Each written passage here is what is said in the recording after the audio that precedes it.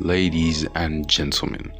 Welcome to Race Week for the Austrian slip of the tongue there. It is the Austrian Grand Prix this week.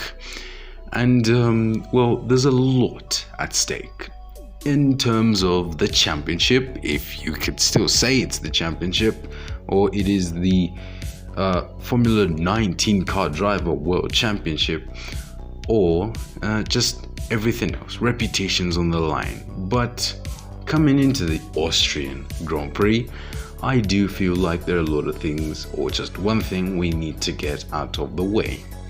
Is this Grand Prix underrated?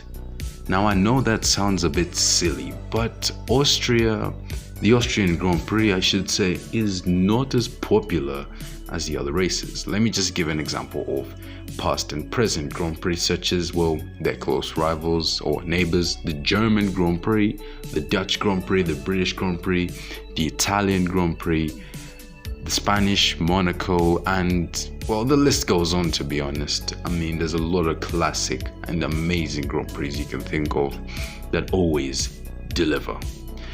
But the Austrian Grand Prix is never on the list of the greatest Grand Prix of all time.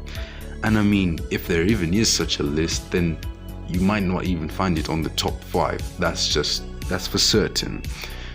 But is this Grand Prix really underrated? And I mean, I feel like, in my opinion, it is.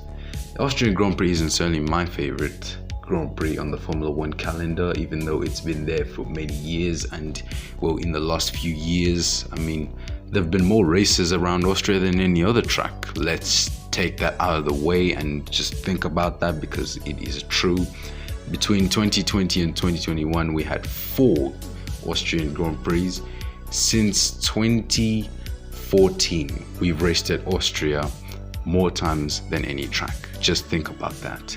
But the Austrian Grand Prix is underrated, firstly, because of, let's just get started. The track.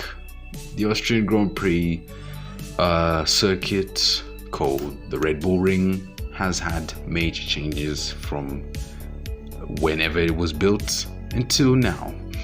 And I mean, it's been called a number of names.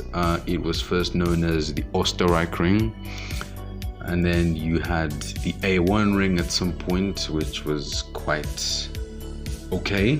I don't know why it was called A1, but after that, it was now known as the Red Bull Ring, which is still known as today, because of ownership by the company Red Bull and the late owner Dietrich Mateschitz.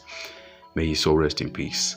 But the track itself, I mean, the layout is pretty cool, to be honest. I mean, it's a very fast track. Like Kimi Räikkönen said, half of the track is just DRS, so it isn't too hard to overtake around this track.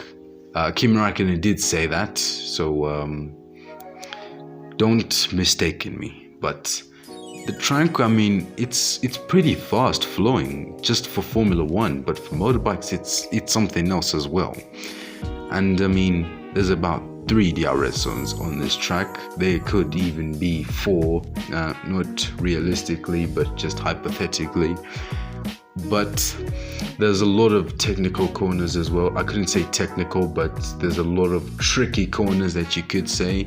I can say turn number 1, where you have to balance speed. I mean, yes, turn 1, it's not that fast, but it is a bit fast. But you also have to balance, because track limits and the big sausage curb, the yellow one that's been there for some time. And then you've got corners like, I could say, the penultimate corner, which is pretty difficult and similar to the last corner, where you both have to watch out for track limits, which will be crucial in this weekend's race, because track limits have been the talking point at the Austrian Grand Prix for about 100 years now.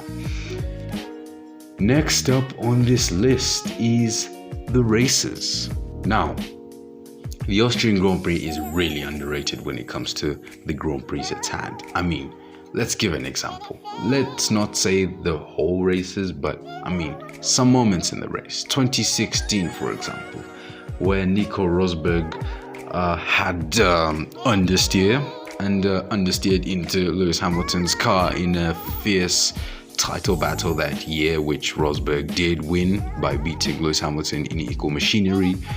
But Nico Rosberg broke his front wing and didn't beat him in equal machinery that day, as Lewis Hamilton took the win. Max Verstappen getting his first podium in Austria, followed by Kimi Räikkönen. And we can say 2019, which must be the most memorable for Max Verstappen, let's just say. As well, it was his second win, but Honda's first Grand Prix win in Formula One for some time. The way he got past Charles Leclerc was debatable, even Leclerc could say so. But what happened after was beyond incredible, as the celebrations were mad. We can also begin with 2020.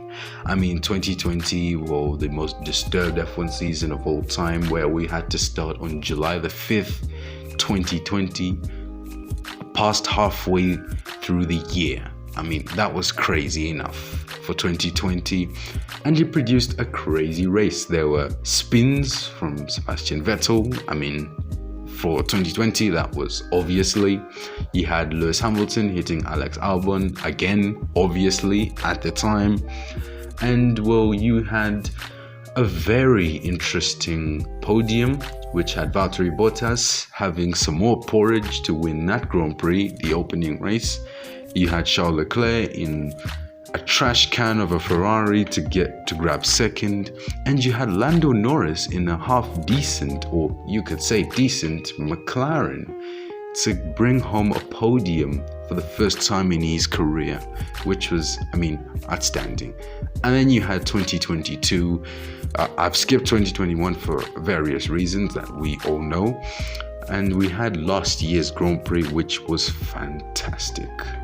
In some ways, if you're a Ferrari fan, the sprint was okay, but the Grand Prix itself was great. Battles all around, and Charles Leclerc bringing home a win for Ferrari in an intense rivalry, you could say, with Max Verstappen. And the last thing I'm forgetting about the Austrian Grand Prix is the crowd. I mean, that's a lot of reasons why Max Verstappen's gang, known as the Orange Army, are so anticipated for the Austrian Grand Prix, because, I mean, just look at the last few years, starting from 2018 until now, it's a sellout crowd. Orange Army throughout. You will never find any Ferrari fans in the mix, or Lewis Hamilton fans in the mix, or if there are any, McLaren fans. Although you could argue that McLaren fans are also there, and they're as big as the Orange Army, because that's what they are. And I mean, these people are usually here to support Max Verstappen, but they support others, such as, well, you could say his teammate Sergio Perez, and in 2021, Lando Norris. And I mean, well, the Pit Stop Boys literally made a song about him. But yeah, that is the Austrian Grand Prix and why I think it is underrated. And, well, if you do think that the Austrian Grand Prix is underrated, comment down below. Like the video if you enjoyed it, and subscribe to Octave F1 if you're one of the cool guys. Well, see you guys next time. Goodbye.